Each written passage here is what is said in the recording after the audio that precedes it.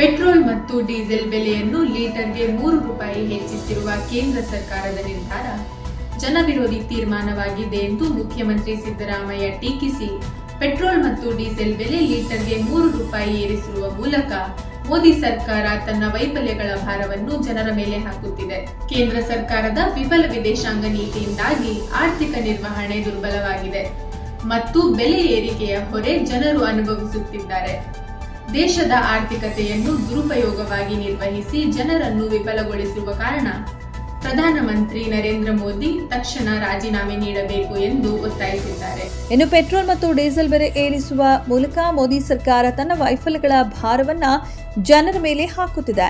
ಕೇಂದ್ರ ಸರ್ಕಾರದ ವಿಫಲ ವಿದೇಶಾಂಗ ನೀತಿ, ದುರ್ಬಲ ಆರ್ಥಿಕ ನಿರ್ವಹಣೆ ಮತ್ತು ಬೆಲೆ ಏರಿಕೆಯ ಹೊರೆ ಜನರು ಅನುಭವಿಸುತ್ತಿದ್ದಾರೆ.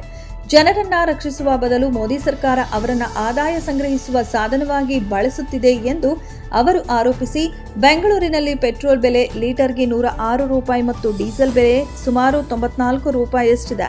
ಈ ಬೆಲೆ ಏರಿಕೆ ಪೆಟ್ರೋಲ್ ಬಂಕ್ಗಳಲ್ಲೇ ನಿಲ್ಲುವುದಿಲ್ಲ. ಇದರಿಂದ ಸಾರಿಗೆ ವೆಚ್ಚ, ತರಕಾರಿ, ಹಾಲು ಹಾಗೂ ಇತರೆ ಅಗತ್ಯ ವಸ್ತುಗಳ ಬೆಲೆ ಹೆಚ್ಚುತ್ತದೆ.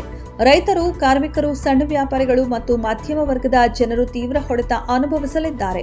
ಇನ್ನು ಕಚ್ಚಾ ತೈಲದ ಬೆಲೆ ಕಡಿಮೆಯಾಗಿದ್ದಾಗ ಮೋದಿ ಸರ್ಕಾರ ಜನರಿಗೆ ಯಾವುದೇ ಪರಿಹಾರ ನೀಡಲಿಲ್ಲ.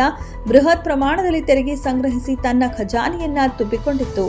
ಆದರೆ ಇಂಧನದ ಬೆಲೆ ಏರಿದಾಗ ಜನರನ್ನೇ ಗುರಿಯಾಗಿಸುತ್ತದೆ. ಇದು ಆಡಳಿತವಲ್ಲ, ಶೋಷಣೆ ಎಂದು ಅವರು ಆರೋಪಿಸಿ, ಮೋದಿ ಅವರು ತಮ್ಮ ಬಂಡವಾಳಶಾಹಿ ಸ್ನೇಹಿತರನ್ನ ರಕ್ಷಿಸುವುದರಲ್ಲೇ ಆಸಕ್ತಿ ಹೊಂದಿದ್ದಾರೆ ಎಂದು ಆರೋಪಿಸಿದ ಸಿದ್ದರಾಮಯ್ಯ, ಸಾಮಾನ್ಯ ಜನರಿಗೆ ಸಹಾಯ ಮಾಡುವುದರಲ್ಲಿಯೂ ಬದ್ಧತೆಯನ್ನ ಪ್ರಧಾನಮಂತ್ರಿ ತೋರಿಸಬೇಕು ಎಂದು ಹೇಳಿದರು. ಪೆಟ್ರೋಲ್ ಡೀಸೆಲ್ ದರ ಏರಿಸಿರೋದು ಇದೇ ಮೊದಲಲ್ಲ. ನಾವು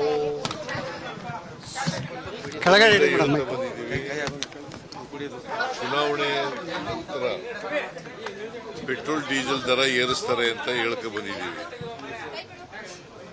ಈಗ ನಾವು ಏರಿಸಿದಾಗ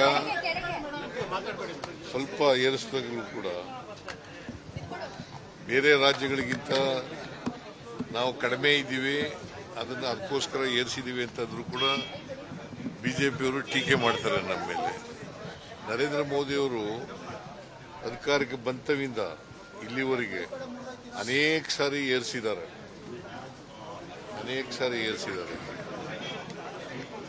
ಈಗಲೂ ಕೂಡ ಏರಿಸ್ತಾರೆ ಅಂತಕ್ಕಂಥದ್ದು ಗೊತ್ತಿತ್ತು, ನಮಗೆ ಎಕ್ಸ್ಪೆಕ್ಟೇಷನ್ ಇತ್ತು, ಏರಿಸಿದ್ದಾರೆ.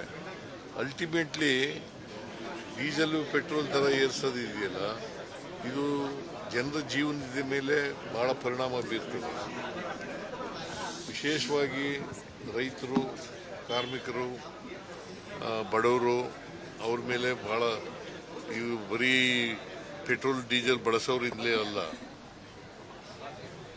ಅದರಿಂದ ಇದನ್ನು ಖಂಡಿಸ್ತೇವೆ.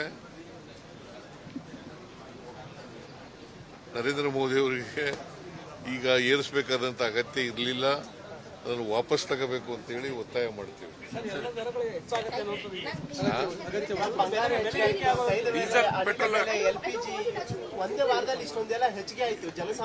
LPG ದರ ಎಷ್ಟು ಗೊತ್ತಾಯ್ತದು? ಇವರು ಅಧಿಕಾರಕ್ಕೆ ಬಂದಾಗ 413 ರೂಪಾಯಿ ಒಂದು LPGಗೆ, ಸಿಲಿಂಡರ್ಗೆ 413 ರೂಪಾಯಿ ಇತ್ತು. ಇವತ್ತೆಷ್ಟಾಗಿದೆ?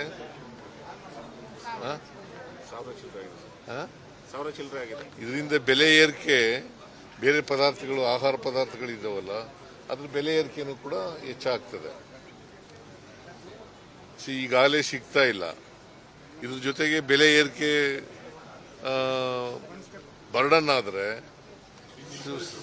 ಜನಜೀವನ ಅಸ್ತವ್ಯಸ್ತ ಆಗ್ತದೆ.